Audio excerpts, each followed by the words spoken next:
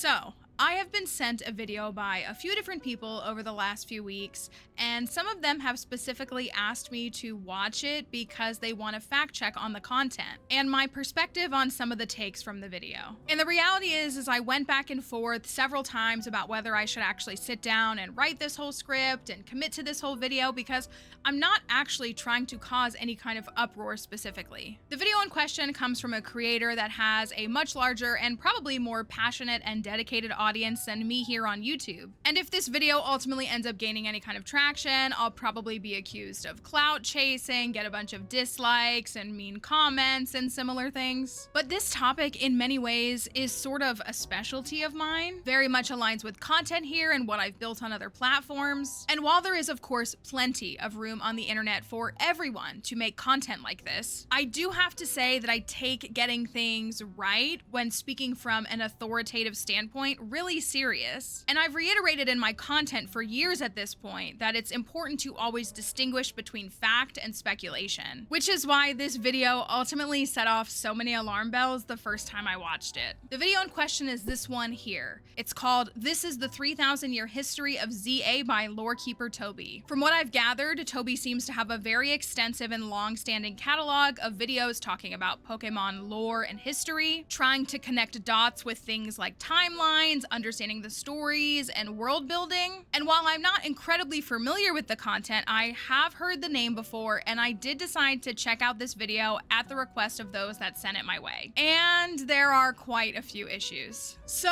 I decided to make this response video, not to harass or attack another creator, but to hopefully continue to maintain the precedent that I believe in when it comes to making content. That is one of accuracy, to the best of our ability, and one that relies on helping to distinguish fact and teach precise and honest accounts. I was originally going to do a sort of line-by-line react, but instead what I've done is watch the entirety of this video and pulled out maybe some of the more important things I'd like to talk about, because there are plenty of things in the video that are fine, plenty of things that feel accurate enough, and plenty of times where the creator does in fact clarify things that could be, things like possibilities and hypotheses. However, all the same, there are so many instances of claiming things that are not confirmed as fact directly as such, and even just blatantly wrong information regarding what we do know, timelines, and details. Of course, I would recommend that you go watch that whole video first, but I will do my best to put in clips with context and timestamps so you can know the parts I'm talking about, and we can hopefully address this in a comprehensive way that seeks to honestly build a better understanding and not tear anyone down. Two kinds of building blocks.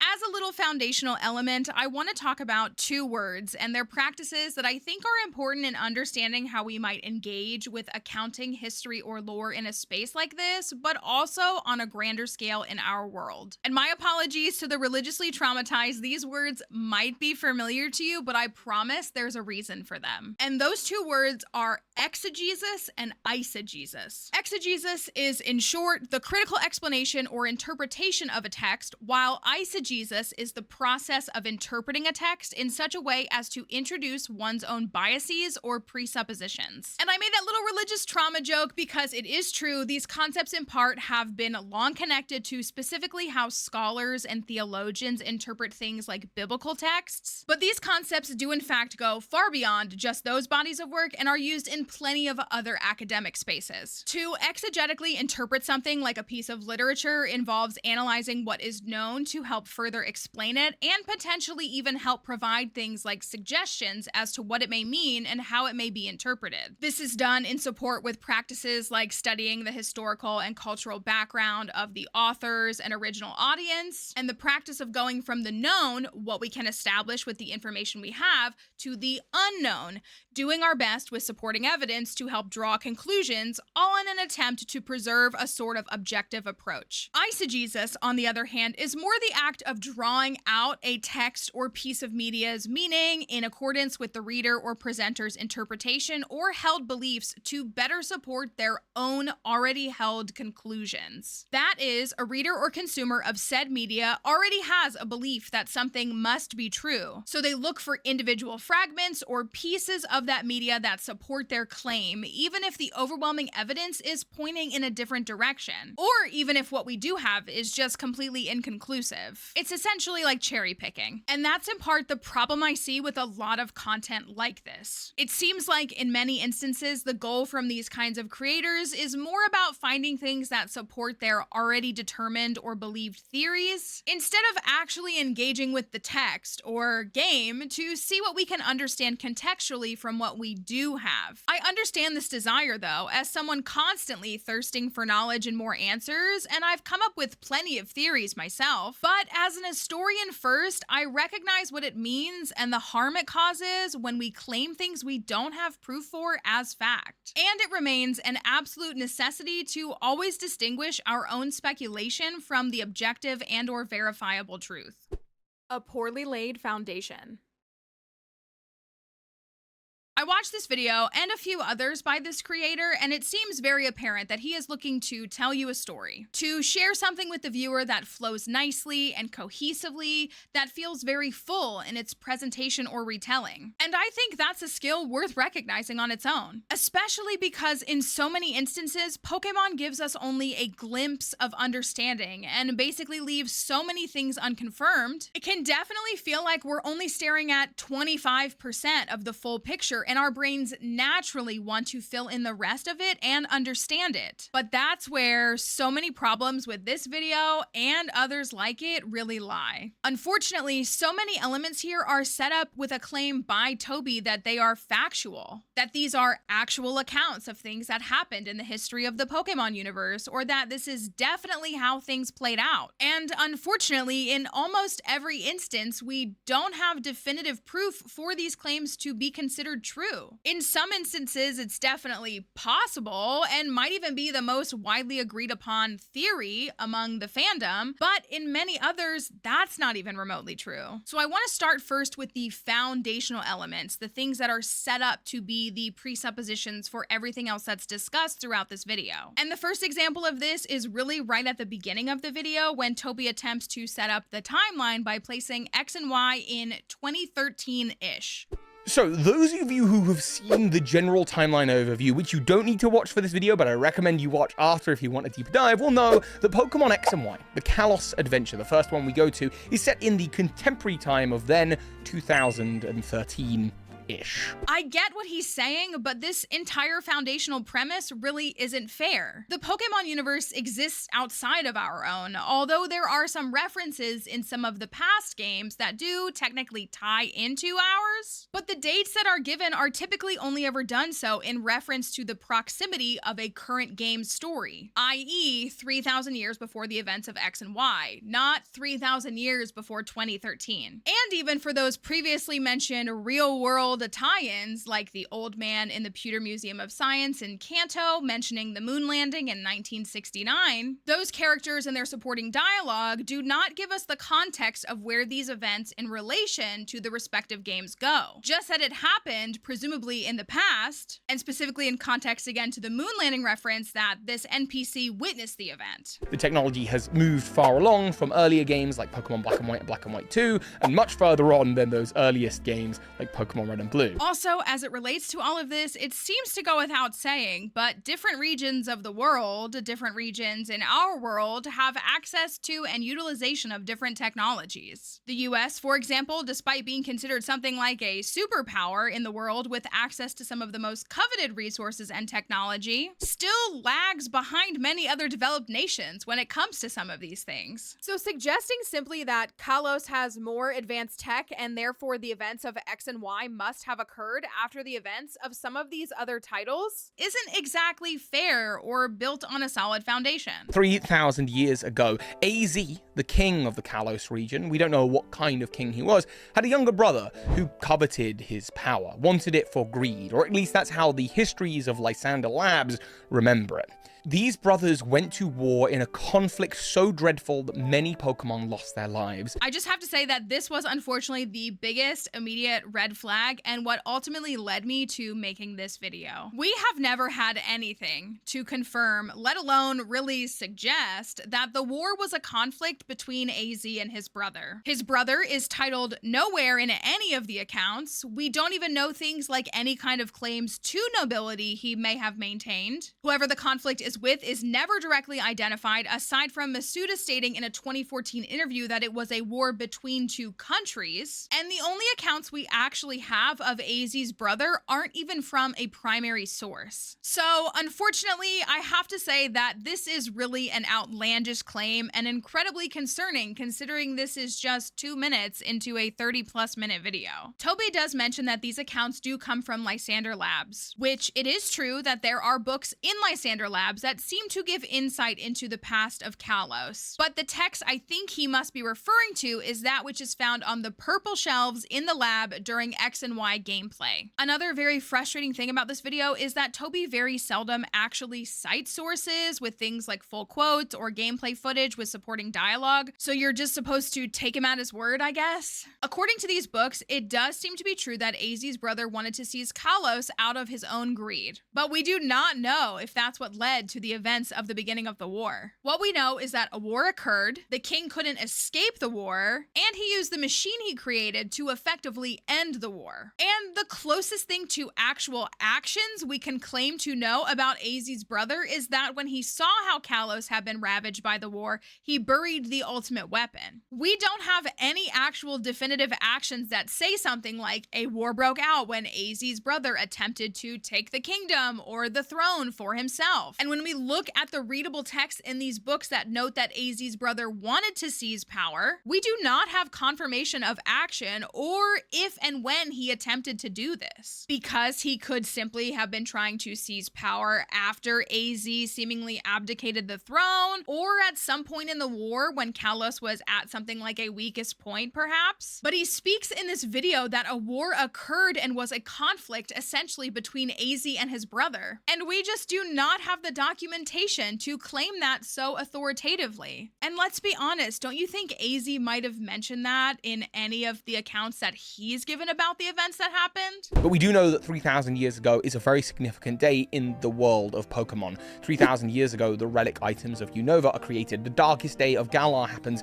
and Meltan start disappearing from the world. Another foundational element that I think I need to push back on is this locked-in mindset to 3,000 years, which in the defense of this creator is something I see plaguing a very large portion of the Pokemon community anytime they try to discuss timeline. I truly understand that we hear something like the war in Kalos that happened 3,000 years in the past, or the darkest day which happened 3,000 years in the past. And we think, oh, those are both 3,000 years. And we take away either or both of the beliefs that, one, it's like exactly 3,000 years to the date, and two, if we hear similar timeline dates, we assume things have to line up, specifically under the assumption of why else would Pokemon say that? Which is something that Tobey also tries to say in this video. They seem to have a cycle of about 1,000 years, suggesting that they weren't actually awake at the time of the war 3,000 years ago, unless 3,000 years is shorthand for about 3,200. But that would be really odd, given just how specific they've been with 3,000 years throughout Pokemon's history. Because to respond to that, no, they're not being specific. Maybe I'm a hypocrite by getting into this after my comments so far, but I don't think there's sufficient evidence to conclude that 3,000 years in the past means literally 3,000 years exactly in the past. For one, it's kind of lazy storytelling and writing if that is actually true, but also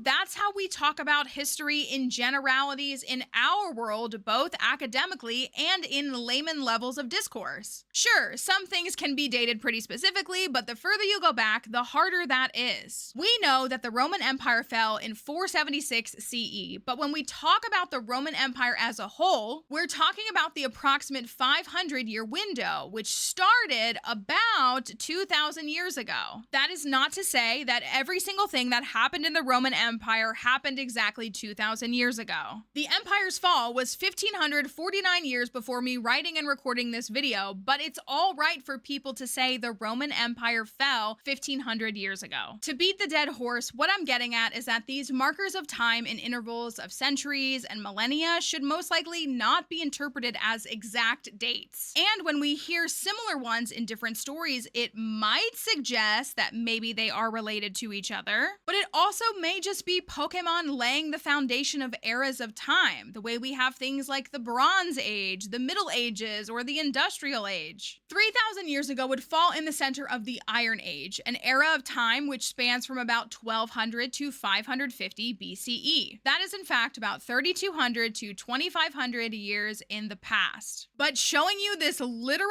Iron Age artifact that I dug out of the dirt myself and saying it's 3,000 years old is not me saying that it was created 3,000 years before 2025 CE. It's impossible to know the exact date. It just means it was made in the Iron Age about 3,000 years ago. And in part, I feel like I have to address this because so many people are saying things like AZ was 3,005 years old when he died, or that he lived 3,005 years, and Toby even kind of affirms this mindset later in the video, talking about L's assumed life extension by saying 2,995 years to go. If so, 5 of them are up.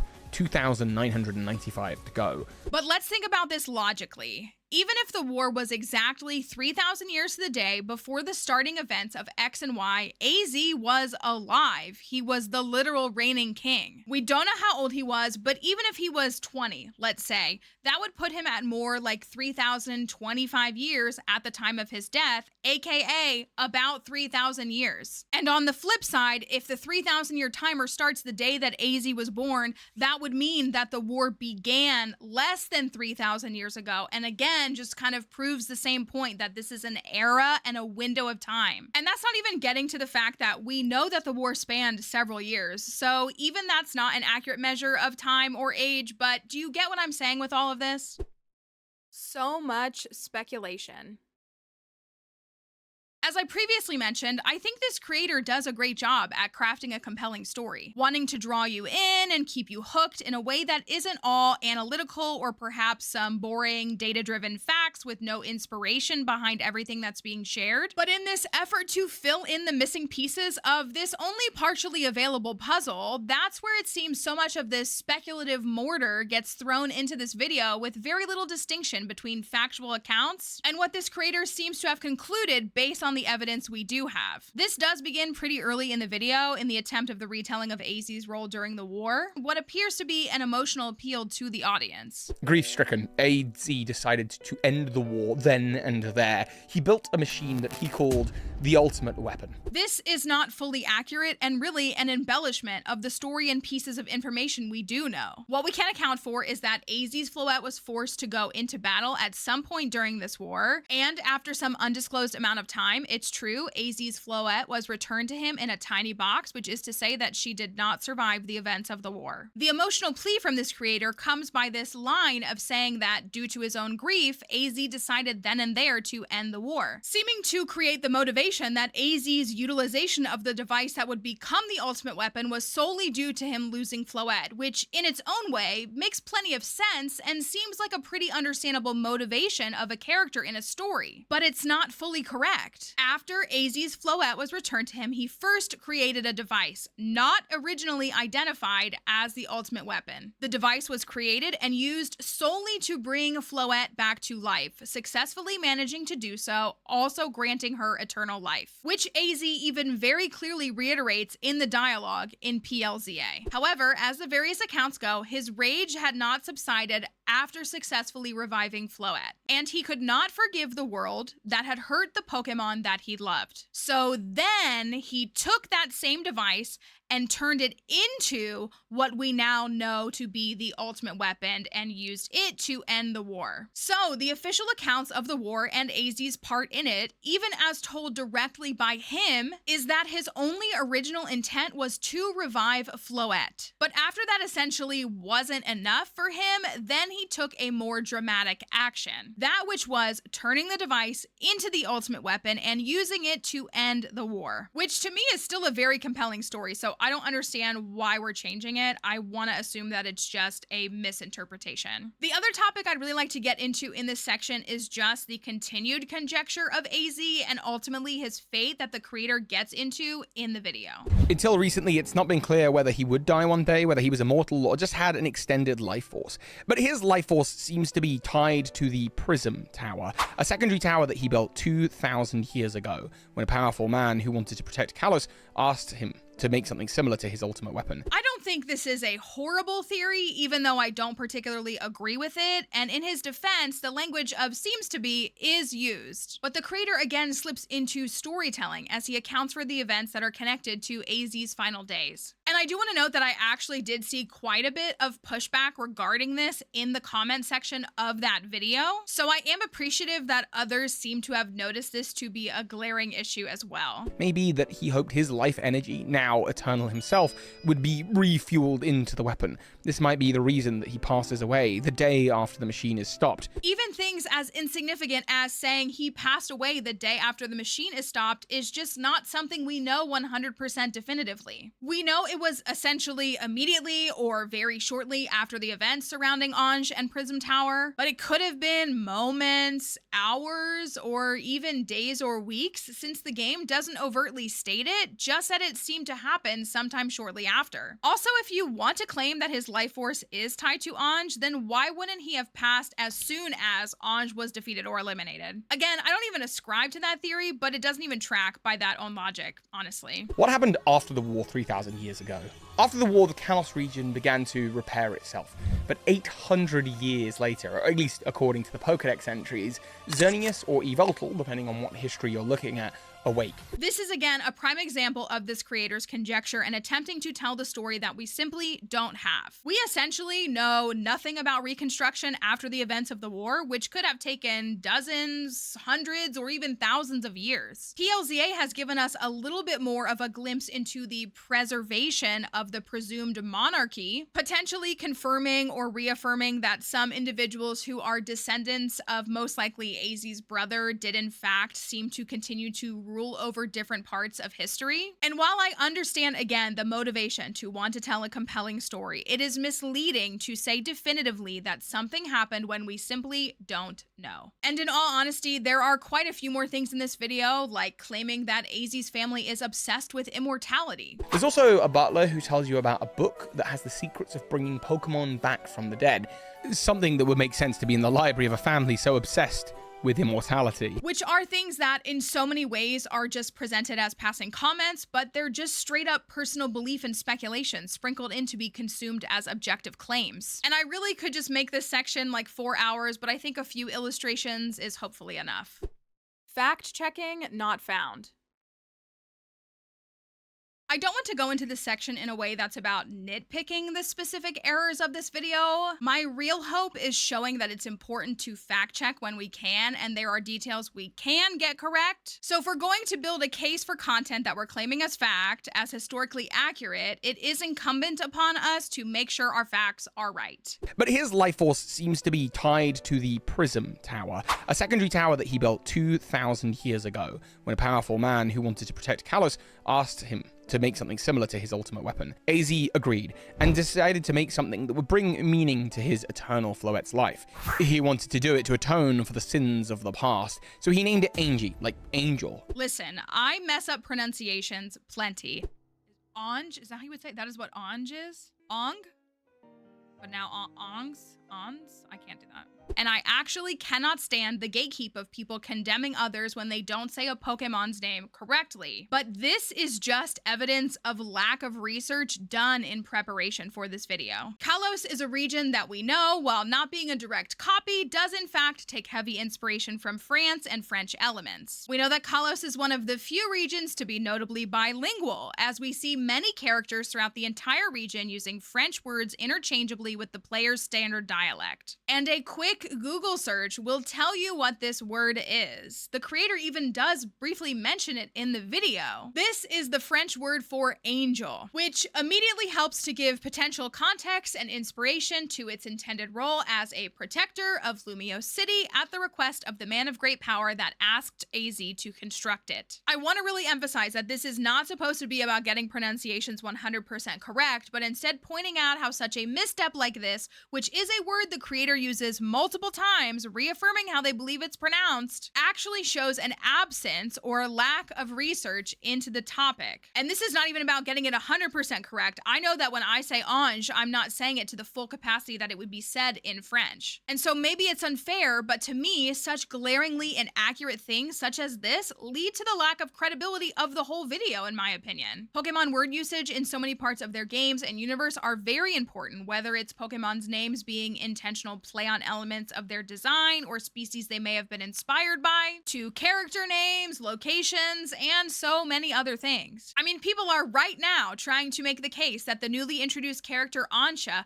has to be connected or related to Diantha in some way, in part because their names have word origins and inspirations that are similar. So the significance of how things are worded and named is obviously very important and a well-known element to Pokemon and its lore. And such a misstep with a word like this is hard to hear in a video like this and misses arguably a very important analysis of the understanding of Ange, a very clearly central and incredibly important part of the story of Legend, ZA, and Kalos in Pokemon. But 800 years later, or at least according to the Pokédex entries, Xerneas or Yveltal, depending on what history you're looking at, awake.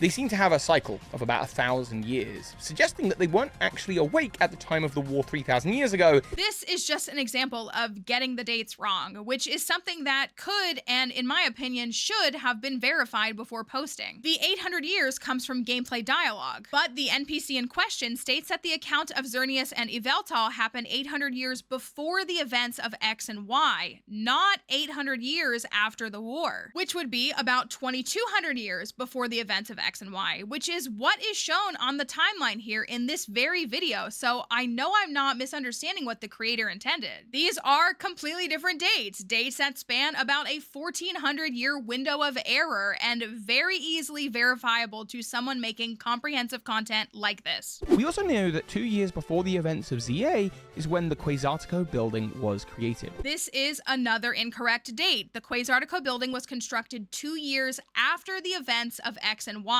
which would be 3 years ago, not 2. This seems to be kind of similar to the Xerneas and Yveltal dating error. Like, they did say 2 years, like they said 800 years, but this 2 years was after X and Y. But again, these are the things that you should be catching in actual research and verifying before putting into a finalized script. Because of course it's not crazy to get them backwards, in a sense, in initial drafts and research, but they should be easily catchable and correctable before final edits. And also, again, for what it's worth, talking about dating things in history, the closer we get to the modern age, the more we're able to know. So being off by a year is a lot more important and significant in the last decade or even 100 years or so versus being off by even a couple 100 years dating something from 5,000 years ago, especially when we were given the exact date. But again, the point is that this could have been fact-checked and verified before publishing, and it's very concerning just how many straight-up errors there are in a video claiming to be the history video. In this time, Professor Sycamore retires from his position as the professor. This is incorrect outright. While in many ways, whatever happened with Sycamore is still pretty unclear, we have touch points in this game and specific dialogue that did not tell us Sycamore retired. They tell us he resigned. We also know that he is still off working, so very much not retired. Another NPC in PLZA lets us know that he is off doing research of some kind with Trevor. Luca also ends up teaming up with Emma, an orphan of the streets of Lumiose,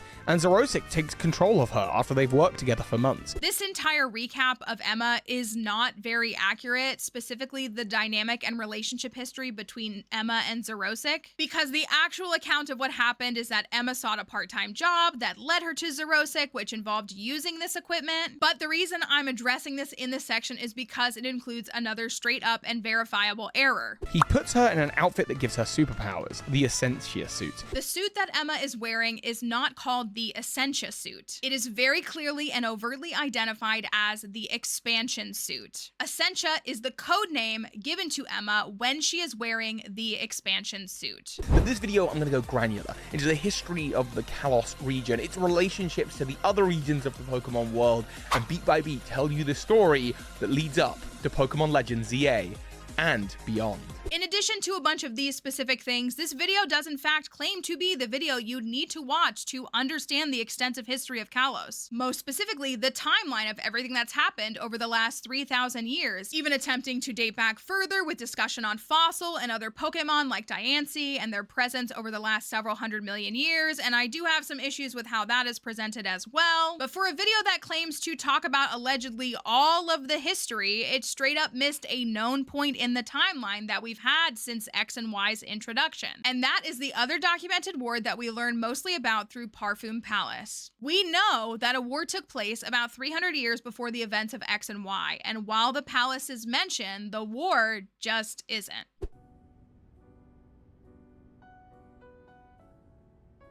I talked to a lot of people about making this video before ever even sitting down to type the first draft of the script because I was worried this would be me digging my own grave in a sense. But the reality is I believe in integrity in media and analysis, and at its core, I believe that we deserve accurate information and accounts. And I say this with a completely genuine spirit. I mean no ill will to this creator or the continued success of his content, but if this is what a normal video like this looks like, it is concerning to me as it relates to the entirety of content like it in the Pokemon fandom. I cannot, nor would I ever want to try to stop people from making content however they'd like, discussing lore and history in whatever way suits them and their audiences, but at the same time, I can't say things like this are something I'd want to encourage people to engage with. Because with everything from the perpetually very blurred line between fact and speculation to the continual list of blatant errors and omissions, I don't know how to help support folks wanting to engage in understanding things like history in the Pokemon universe when things such as this are presented the way they are. And listen, this is not going to become some kind of let me critique every other creator's content channel. I don't really plan on making other videos like this. I love what I've made, I'm proud of my Kalos history video, and once we get a comprehensive look at the DLC, I'll be able to finish and publish my What Changed with Kalos history video that I'm currently drafting. I'm also in the beginning stages of working on a Sinnoh, a comprehensive history video, and I'm sure I'll have lots of fun discussing our thoughts, hopes, and theories about anything that might be revealed next year with what I'm hoping is the introduction of the 10th generation ahead of the 30th anniversary of Pokemon. But this is what I want to leave as my final plea and caution to anyone who happens to stumble upon and actually make it to this part of this video. The reality is, when a new game, specifically a mainline title, is introduced into the Pokemon franchise, there is going to be a lot to take in. But with that, a lot of content creation is about hitting the algorithm correctly and hopefully maximizing views based on the current zeitgeist, which is often time sensitive. And that is not a condemnation by any means. I literally published my Kalos history video shortly before the release of PLZA with the hopes that folks who were interested in Kalos ahead of its release might check it out. But it's also been my plan the entire time to release said follow-up What Changed video after the release of this game. And as of the time of recording this video, you'll notice that it has not been published because it's essentially impossible to have gathered all the information we could possibly know, analyze it, and create something to send back out to you all in just the few weeks since the game's launch. The video by this creator was published on October 25th, just 9 days after the official release of Pokemon Legends ZA. And I get that many people finish titles like these on launch day, and creators larger than myself have access to things like editors to help support getting content out more efficiently, but knowing that's how fast the content was turned around, I'm honestly not surprised it has as many errors as it does. But like I mentioned several times in this video, I don't want this to be an attack specifically on this one creator or an attack at all, but instead a reflection and an analysis on how the Pokemon fandom seems to interact with the media we're given. This isn't even a unique phenomenon to only this fan base, but as someone who has spent years at this point talking about these different elements, I do feel compelled to speak up for proper proper understanding and practice when I can. I believe that the creative writing exercise, if you will, of lore building is a unique one. And it's truly very cool to see that so many other people care about it in ways like I do. But at the same time, I hope that we can all find a way to build it more productively and authentically together. Because when you're building something, even just a handful of poorly made bricks inside the foundation can still result in the collapse or destruction of what you were ultimately trying to create.